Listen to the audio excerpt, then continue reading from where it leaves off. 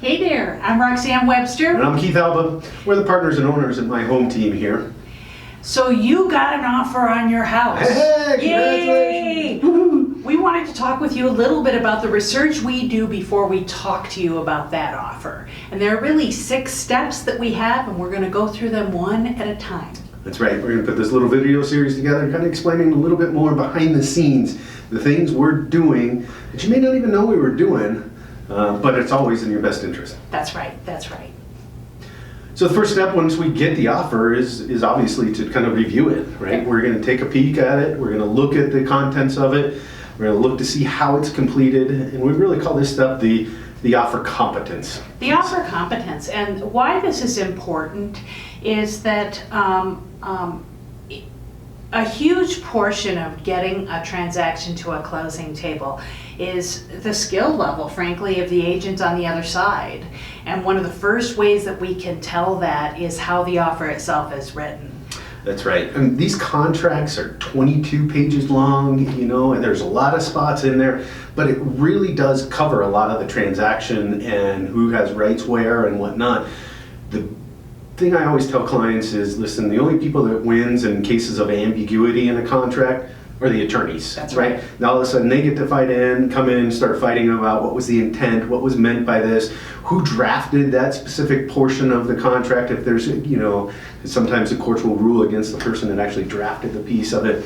So there's a lot of stuff that's going on, you know, in reviewing this to say, okay, what can we glean from this? Not just the terms, and we'll talk about that at a different step, but what information is this contract, how it's written, conveying to us? Was there some skill, right? If we get an offer in and it's got blanks all over the place, each one of those blanks can delete whole provisions of the contract and rights that are associated with it. Do their dates make sense?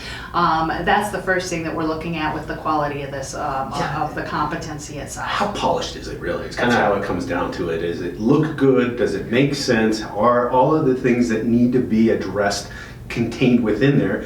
Because another portion of the contract states that everything is contained within the boundaries of that agreement. And there can't be any side agreements, and all parties are agreeing that this is the full and true copy of the So agreement. we're really, with this first swing through at the competency, the offer competency itself is getting a first gut check. Are there any red flags that lead us to believe that there's somebody on the other side of this offer that it may not be as skilled as we would like? Absolutely. One of the things you're considering when you're looking at offers is what I call the probability of getting to the closing table. That's right. It may be, you know, a great offer, $75,000 over asking price, but if the probability of getting to the closing table is small, now all of a sudden you're going to take your property off the market for who knows how long, at least a couple of weeks, if not 3, and then have them punch out at the end, only to start the process all over again at the beginning, looking for a new buyer. That can cost you time and money. So, and Keith is the employing broker at our office, and you would not believe some of the offers that he receives. You're going, holy Christmas! You're dealing with somebody's $750,000 product, their home, and it looks like you were killing bugs on this contract with a fly swatter. So that's the first thing that we take a look at. Not all agents are created equal. It's important to have good representation in your corner. We want to really determine, it's very important to determine the quality of the financing of an offer, right? Absolutely. And it seems pretty obvious, but guess what? The lender is the one who's bringing the money if there's a loan involved.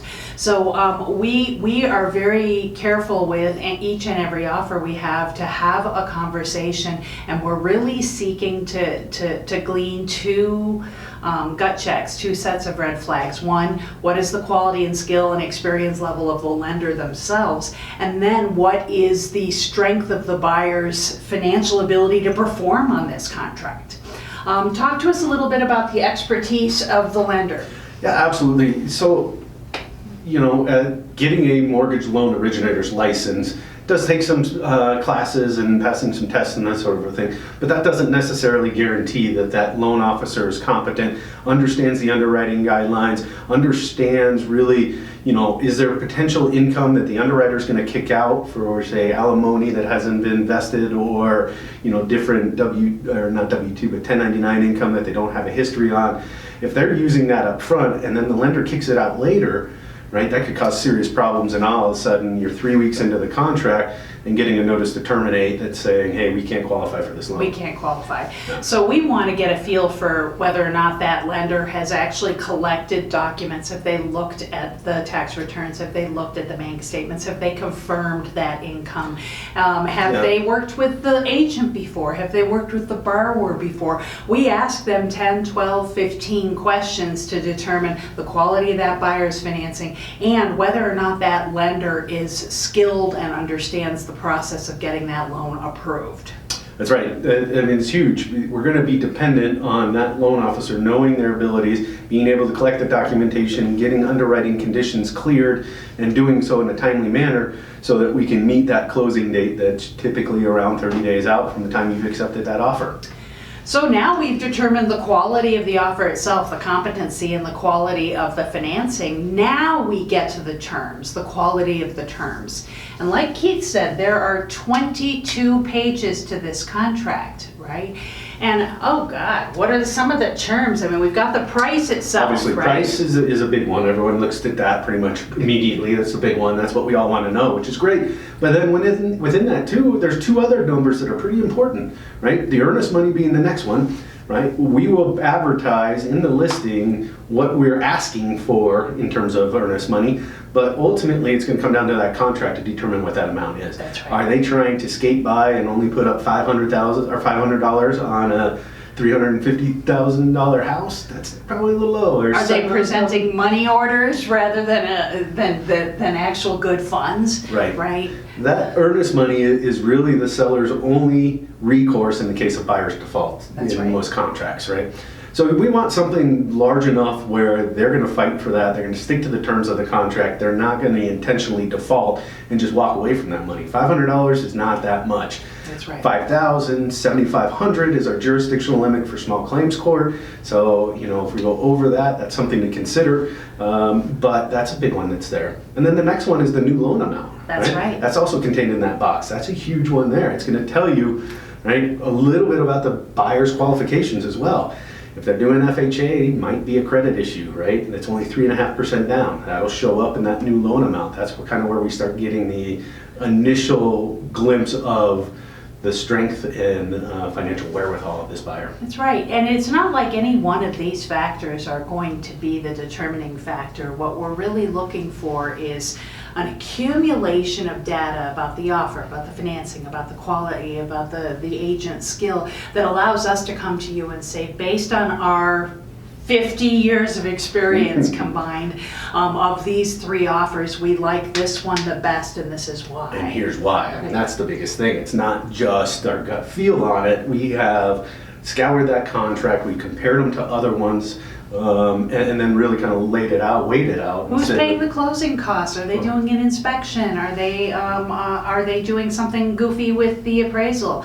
Are they doing an escalation clause? Are you paying the closing costs? Or are they paying the closing costs? Right? There's all kinds of costs that are associated or assigned within the contract, right? Check boxes here or there. And if you're not paying attention, those things can add up pretty quickly. And then all of a sudden the net that you were expecting as a seller is not quite what you're getting, and you may not figure that out until the closing table or days before. That's no good. The next thing that we do is we take a look at, we actually take a look at the market conditions, right, to determine whether or not there is anything else attached with the property, the marketing position, right? So we're going to take a look at the most recent sales, the most recent actives to see if there has been any change in how the market itself is behaving since we last looked at those values.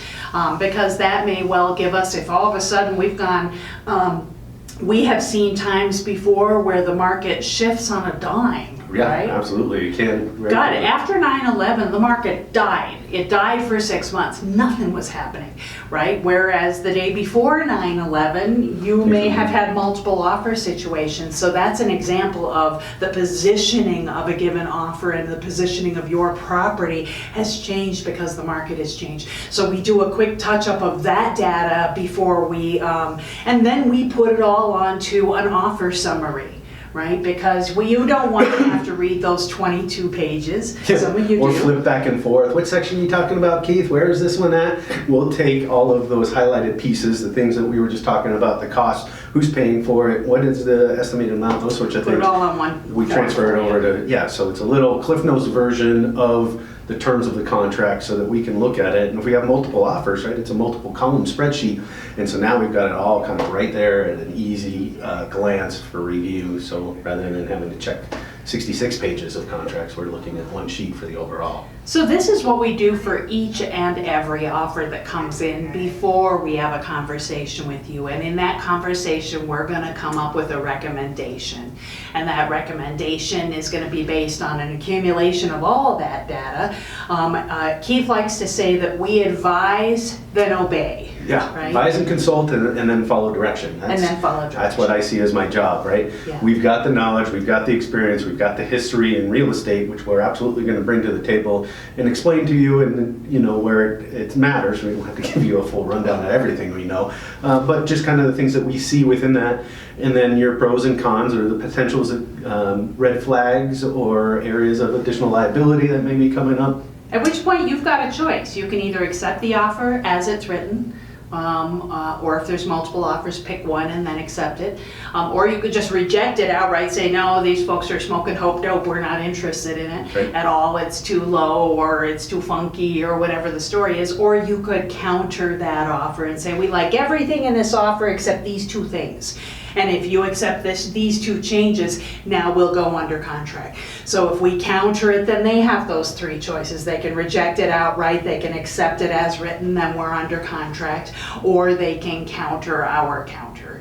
So that's kind of the short process of what we're doing before we speak with you about those offers, the 6 kind of levels of due diligence that we do before having the Preparation, right? Just showing up, having the data in front of us that we have already looked at and analyzed, and then kind of formed our own opinion on which direction we think should go. But ultimately, again, you're the driver, and we're here to follow orders. Excellent. Thank you so much. Have a good one. Congrats on the offer.